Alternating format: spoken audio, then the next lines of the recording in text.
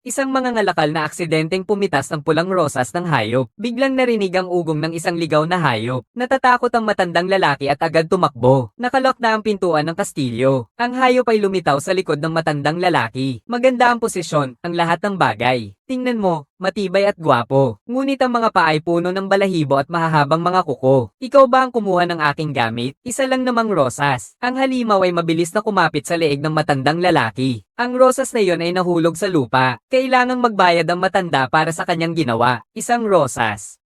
Nagpapabago ng isang buhay. Huwag niyo akong patayin.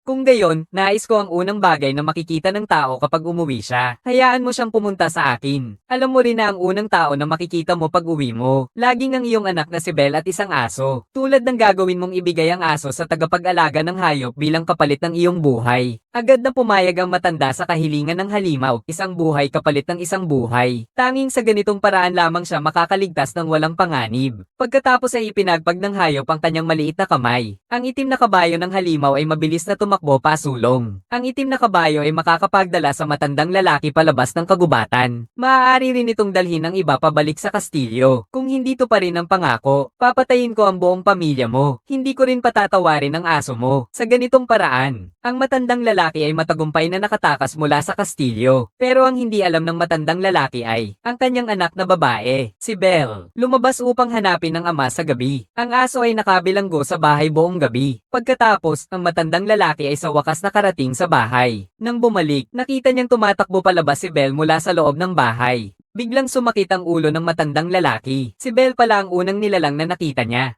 Dahil sa pagkamuhi niya sa halimaw, siya ay dapat ipadala sa arena. Hinanap kita buong gabi, ama. Nasaan ang aso natin? Nasaan ang aso? Anong nangyari? Itay, dapat tayong tumakas agad. Ngayon lang sinabi ulit ng ama ang pangako ng hayop. Kung hindi tutuperan ng pangako, papatayin nito ang buong pamilya natin. At ang kabayo ay nakakaalam ng daan. Nagmadaling umuwi ang matanda para mag-impake. Nakaligtas din ng tuta sa kapahamakan. Pero kailangang sundin ni Belle ang kasunduan. Kakatanggal lang niya ng mga rosas sa hardin. Sumakay siya sa kabayo at nagmadaling pumunta sa pinag-usapang lugar. Upang protektahan ng buong pamilya ni Belle, kailangan niyang tuparin ang pangako. Ngayon, si Belle ay nagmamakaawa ng kapatawaran gamit ang isang rosas. Pati na ang matandang ama at ang maliit na aso sa gabi ay hindi kayang pigilan siya. Sumakay si Belle sa kabayo at pumasok sa kagubatan. Alam niyang maaaring patungo siya sa kamatayan. Ngunit hindi niya alam na maaaring patungo siya sa pag-ibig. Ang matandang kabayo ay alam ang daan, hindi ang daan sa bundok, kundi ang daan ng pag-ibig ng magandang dilag at ng halimaw. Sa kabila ng matinding hamog na patuloy na bumabagsak, dahil mabilis na nakarating si Belle sa kastilyo ng halimaw. Ang kastilyo ng halimaw naguguho. Ang kastilyo na malungkot at may mga damong ligaw na tumutubo ng sagana. Nakaramdam si Belle ng pagkabahala. Isa-isa niyang tinatawid ang mga makalumang pintuan ng bato. Pagkatapos ng 2 minutong pagsakay sa kabayo, sa wakas nakita niya ang tarangkahan ng kastilyo. Matagal nang nakabukas ang pinto para kay Belle. Dahil dito, pumasok si Belle ng matapang at hawak ang isang puting rosas. Biglang nagsarado ng kusa ang tarangkahan ng kastilyo. Ang mga sulo sa harap ng pinto ay itinanglaw para kay Belle. Pagkatapos, umakyat si Belle sa hagdang-hagdang palapag. Habang hindi pa nawawala ang liwanag,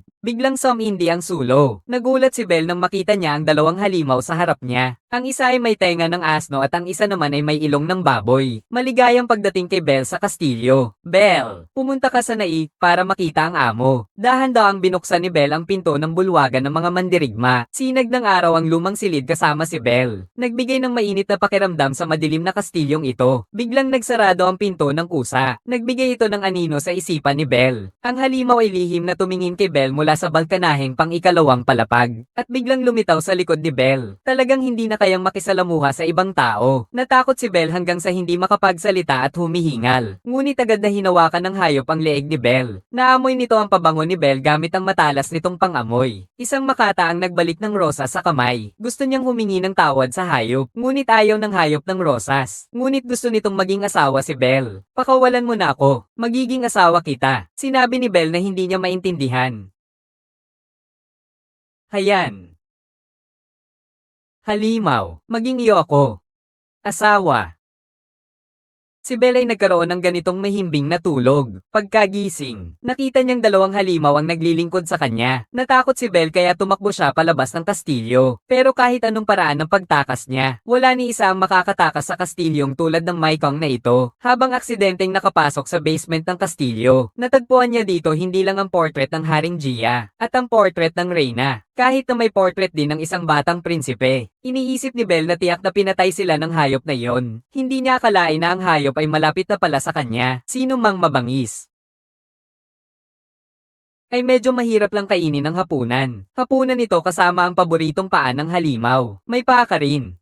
Ang sarap naman kainin ng halimaw, pero hindi kaya ni Belle. Hindi ako gutom. Ayaw ng halimaw kay Belle na mapili sa pagkain. Kailangan kong kumain. Gusto ko nang bumalik sa aking silid. Basta huwag ka lang tatakas, lahat ng gusto mo ay magagawa. Mabilis na tumayo si Belle at bumalik sa silid. Gumawa ng lubad gamit ang bedsheet at kortina. Naghahanda para makatakas sa gusali mula sa taas na 30 metro. Pinapanood si Belle na dahan-daang bumababa. Ngunit nang mawala na ang kanyang sandalan, hindi na kayang suportahan ni Belle ang kanyang pagtayo. Sa wakas ay nanghina na rin ang kanyang mga kamay at nagsimulang mahulog. Sa kritikal na sandaling ito, ang halimaw ay mabilis na tumakbo papunta kay Belle na natamba. Isang bayani ang dumating para iligtas ang dalaga at mabilis na nakabawi si Belle at sinikap na itulak ang halimaw. Ipinakita ang mahahabang mga binti at makinis na bewang niya. Sinubukan niyang makawala sa mga kamay ng halimaw. Hindi lang siya hindi nagpasalamat, sinampal pa niya ito. Ang halimaw ay nawala ng malay dahil sa sampal. Si Belle ay nakabalik na lang sa kanyang kwarto. Kumuha ng panyo na ibinigay ng prinsipe. Umaasa na darating ang prinsipe at ililigtas siya. Ang panyo lito na ito ay orihinal na isang souvenir mula sa prinsipe para kay Belle. Si Belle ang dumalo sa bola ng prinsipe. Ngayon ay tanging mapapanood na lang niya ang bagay na nagpapaalala sa kanya. At hindi alam ni Belle, ang mga rosas sa labas ng balkonahe ay unti-unting nalalanta. Bumagsak mula sa isang malungkot na hayop papunta sa lupa. Kapag ang lahat ng rosas ay nalanta na, ang halimaw ay mawawala sa mundong ito. Bigla na lang may dumaan na daga sa tabi ng halimaw. At nahuli nito, gusto ng halimaw.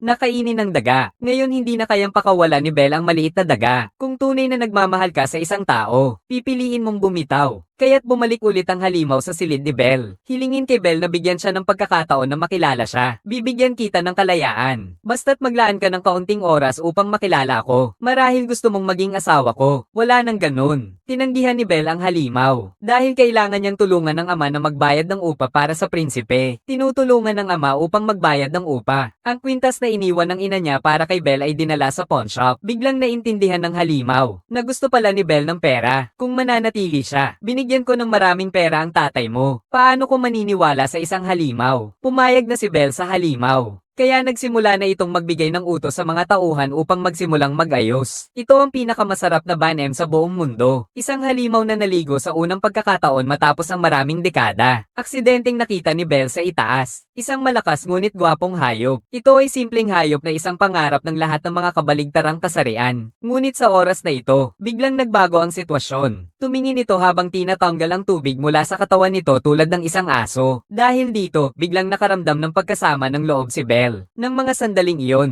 kusang bumukas ang kahon sa silid ni Belle. Puno ng mamahaling mga damit at makinang na mga kasuotan. Mga bagay na hindi pa niya nagagamit noon. At unti-unting bumukas din ang kahon ng alahas sa tabi nito. Parang prinsesa si Belle. Walang babaeng makakaiwas sa tukso. Nagsimula na ang pangalawang hapunan ng magandang diwata at ng hayop, mga alaga ko. Pareho silang nakasuot ng magagandang bagong damit. At ngayong araw, bukod sa sopas na may seafood at itlog, may tinapay din. Sa wakas, ang sarap-sarap. 2 araw na rin akong hindi kumakain. Ang halimaw ay nagsimulang kumain ng paan ng crab ng may kumpiyansa. Bigla siyang nakaramdam ng hindi tamang pakiramdam. Nagiging masama sa imahe ng gwapong lalaki. Kaya't inihagis niya ang paan ng crab sa lupa. Mas gusto ko pang kumain ng sinigang. Ang tenga ng katulong ay puno ng amoy ng sabaw. Ang taong may pang-amoy ng baboy ay mabilis na pinaalala siya na uminom gamit ang kutsara. Nagsimula silang mag-date ng normal. Nakita na hindi nagsusuot si Belle ng alahas. Naunawaan ng halimaw na hindi nauunawaan ni Belle ang babae na mahilig sa material na bagay. Ngunit si Belle ay isang kuryosang babae na nais malaman ang lahat ng bagay sa kastilyo. Ngunit ito ang bagay na ayaw talakayin ng halimaw. Hanggang ngayon, ang hapunan ay hindi pa tapos sa ikalawang pagkakataon. Ang magandang babae at ang halimaw ay muli na namang nagdulot ng kalungkutan sa palabas. Ngunit habang itinagong mabuti ni Belle ang lihim ng kastilyo, Nais ni Belle na matutunan pa. Tila natuklasan niyang mabilis lumago ang mga rosas dito. Mabilis. Ngunit nahirapan siyang mag-focus dahil sa mga tainga ng asno ng katulong. Dinala siya ni Tian upang bisitahin ang mga yaman ng halimaw, upang matutunan kung gaano kayaman ang pamilya ng halimaw. Dinala siya ni Tian sa opisina ng halimaw. Alamin kung paano ang mga hayop ay nagpapakita ng pagmamahal. Ngayon, ang hayop ay gumagaya ng tao sa pamamagitan ng kanyang matalim na pang-amoy. Natagpuan ng kwintas ni Belle sa pawn shop. Bago umalis, iniwan pa isang bag ng ginto bilang pasasalamat at naghahandang bumalik at gamitin ang kwintas upang pasayahin si Belle. Ngunit ang matalim na pang-amoy ng halimaw ay biglang nakatagpo. Ang panyo sa kamay ni Belle ay hindi kanya. Alam na ito ay panyo na ibinigay ng prinsipe. Alam din ng halimaw ang maging seloso. Ang magandang babae at ang halimaw mula sa umaga ay umalis. Bumalik si Belle sa kanyang kwarto at natuklasan na ang kanyang kwintas ay nahanap na ng halimaw. Naisa nang humingi ng paumanhin si Belle sa halimaw. Ngunit nakakita siya ng isa pang rosas na nahulog mula sa puno. Hindi naman agad-agad nalalanta ang ordinaryong rosas. Ang dahilan lang naman ay ang pagkain ng mga sus.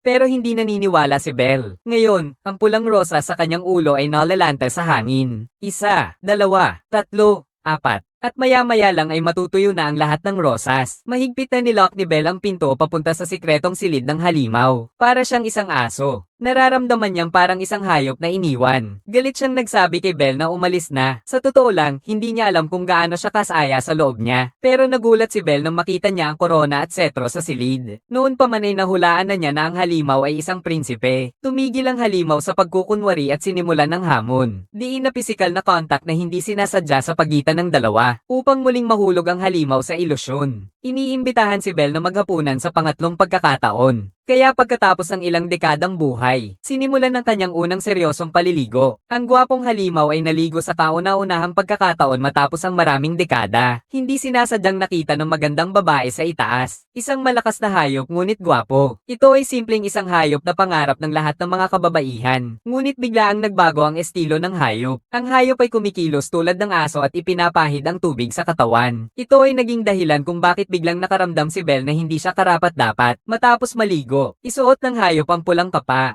Excited na naghihintay si Belle. Si Belle na nakasuot ng asul na damit, agad na naakit sa pulang bilog na halimaw. Pareho silang hindi mapigil ang sumayaw bago kumain. Tahimik na nauunawaan ang mga hakbang at posture ng bayaning Bao. Habang nagtititigan, mas lalo nilang naramdaman na sila'y perpektong magkasintahan. Parang huli na siyang nakilala. Nang magkahawak kamay na sila, kitang-kita ang pamumula ng mukha ng halimaw. Sa labas ay tila kalmado. Ngunit sa totoo, ang puso ay niloko na matagal na. Tumalon sa malalim na bangin. Ang halimaw ay tumatakbo kasabay ng ritmo. Hinaplos niya ang makipot na bewang ni Belle at nagsimulang sumayaw. Magkasama silang naghapunan sa ilalim ng mga kandila. Pinawi ang paghihintay ng 1,000 taon. Lumabas mula sa mood ng magandang dilag at halimaw. Ngayon, ang pekeng hayop ay hindi na kayang tiisin ang pagkabahala sa kanyang puso. Agad siyang lumuhad sa lupa. Gumawa ng isang kaakit-akit na pose. Humihiling ng kasal kay Belle. Gusto mo bang maging asawa ko? Pagkasabi nito, lumingon siya ng may kaakit-akit ng ngiti. Dahil dito, hindi nakapagsalita si Belle. Sa ilalim ng naghihintay ng mga mata ng hayop, hindi pa rin matanggap ni Belle ang pag-iibigan sa pagitan ng iba't ibang uri. Dahan-dahang iniyuko ng hayop ang marangal nitong ulo. Sa huli, umalis na si Belle. Umalis sa palasyo ng hayop na ito. Tumataka si Belle mula sa lugar na ito, ngunit ang pintuan ay hinaranggan. Umaagos ang mapait na luha ng isang hayop na nagpapanggap. Kung tunay mong mahal ang isang tao, pipiliin mong pakawalan siya. Hayaan mong umalis si Belle dito. Sa sandaling iyon, kulog ang bomb alert. Ang banal na salita ay dumating. Si Belle ay tumakas sa kagubatan kung saan siya napunta. Ang kagubatan na puno ng hamog at kulog. Ang mga malalaking puno ay isa-isang tinamaan ng kidlat. Nagulat. Ang mahabang damit ni Belle ay nadaganan ng sanga. Ngunit mabilis na nasunog ang malaking puno sa tabi. Nakita si Belle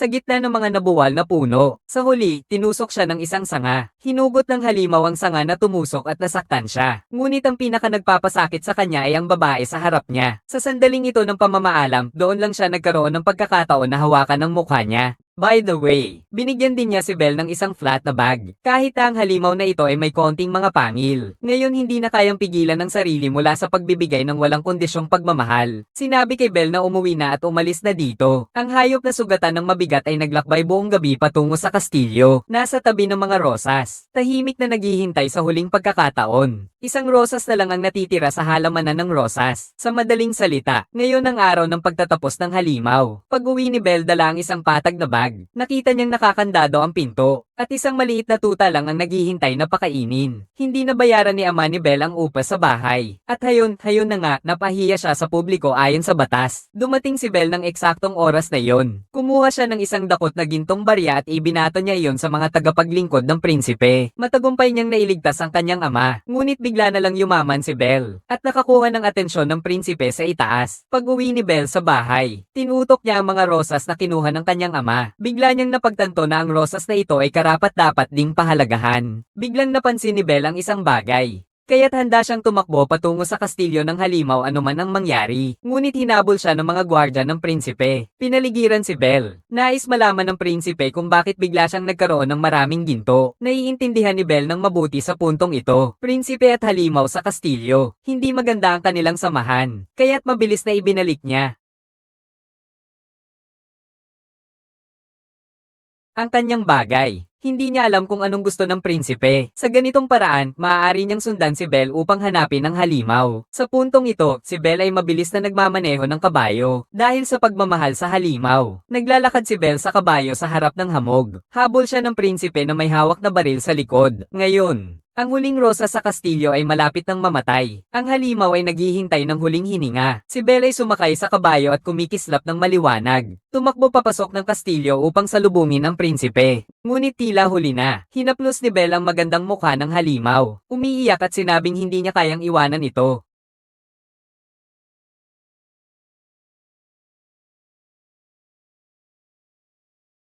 Nang mga oras na iyon, isang gintong liwanag ang umilo sa noo ng halimaw. Ang gintong liwanag ay pagkatapos ay tumago sa buong katawan nito. Pinapakain nito ang malapit na rosas. Ang magandang rosas ay namukadkad. Ito ang kapangyarihan ng halik ng tunay na pag-ibig. Maaaring gawing mahika ang pagkakawatak-watak sa ilalim ng kumikislap na dilaw na ilaw. Ang buong kastilyo ay ni-renovate. Parang bumalik sa orihinal nitong anyo. Dito, nagulat si Belle. Ang halimaw na nakakatakot ay naging batang karne na mula sa kung kailan. Nalaman na ang halimaw ay ang tunay na prinsipe. Ngunit pagkatapos, dumating ang peking prinsipe at pinatay siya. Narito ang laban ng mga kabalyero laban sa tunay na prinsipe. Hindi inaasahan na matapos ang isang palo. Ang peking prinsipe ay nahulog mula sa kabayo. Pagkatapos ay nagpatuloy sila tulad nito, at humawak ng espada ng ganito at ganyan. Hindi nagtagal ay naitambe sila sa pader. Nagpatuloy sila sa pagpapakita ng mga teknik ng espada ng 2 minuto pa. Biglang ang peking prinsipe ay naipit sa kanyang leeg, kaya agad siyang lumuhad upang ipahayag ang kanyang tapat na nararamdaman. Ngunit kanyang sinamantala ang pagkakataon habang ang prinsipe ay nagpapahinga upang maglunsad ng isang lihim na pag-atake. Ang resulta ay ang prinsipe na kunwari ay nadulas at namatay. Simula noon, sila ay masaya na magkasama magpakailanman.